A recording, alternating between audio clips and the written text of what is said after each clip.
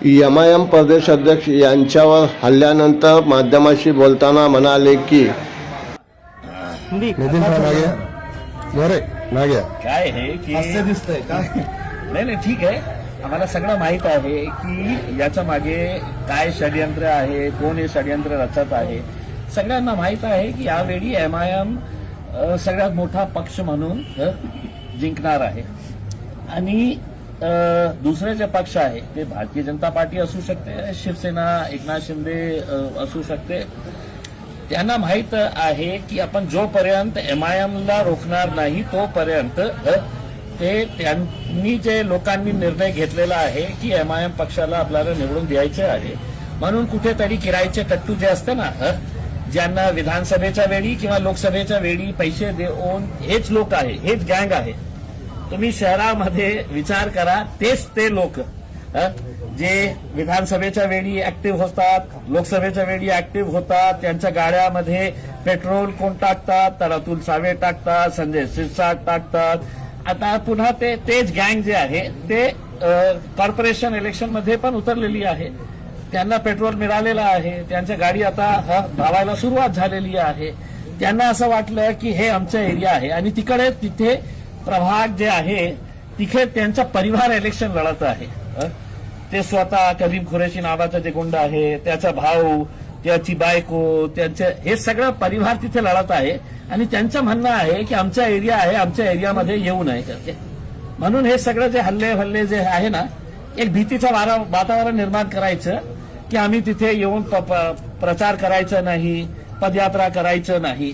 म्हणून अचानक जेव्हा पोलीस उपस्थित होती, 25-30 गुंड आले, त्यांच्या हातात काही हत्यारं होते, फायटर्स होते त्यांच्या हातात, आणि अचानक त्यांनी ते हल्ला चढवला. आमच्या गाडीवरही हल्ला झाला, तुम्हाला मारलं. ते झाल्यानंतर त्यांना असं वाटलं की आम्ही आता आमची पदयात्रा आता थांबवणार आहे. मी कुठलेही थांबवलं नाही.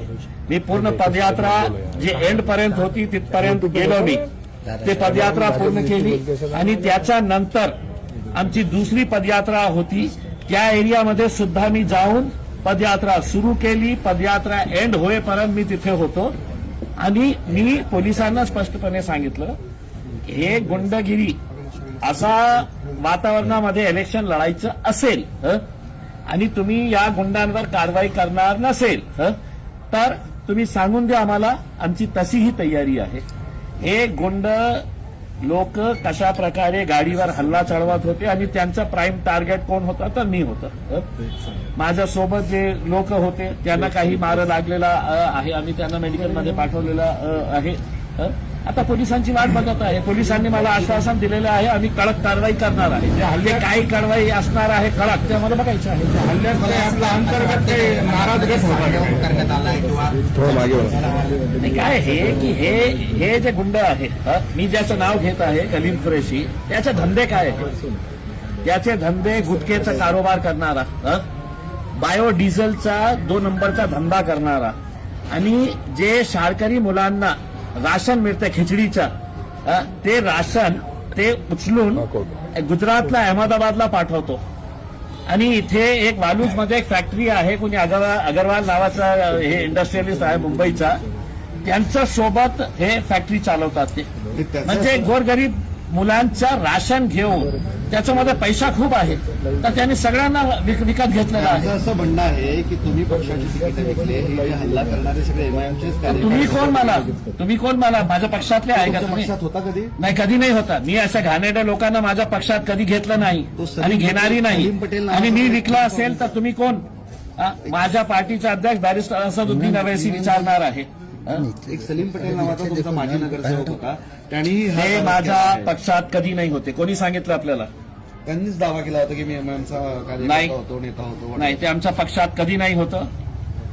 मग ही नाराजांची हे जे आहे ना, हे सगळ्यांना हे माहीत पडलेलं आहे की 16 तारखेला सगळ्यात मोठा जल्लोष जे आहे ते एमआयएम पक्षामध्ये होणार आहे.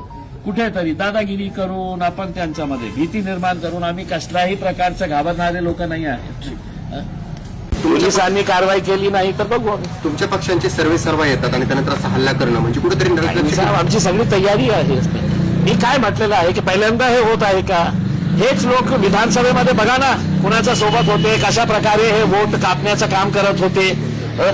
पैसे त्यांना कुठून मिळत होते, त्यांचा कॉल डेटा रेकॉर्ड निकाल काढा तुम्हाला कळेल की कशा प्रकारे ते कुणाच्या संपर्कात होते भारतीय जनता पार्टी हिंदी में बताइए। बता दिया भैया मैंने, अब बता दिया गया चलिए, बोला बताया मैंने। जी सर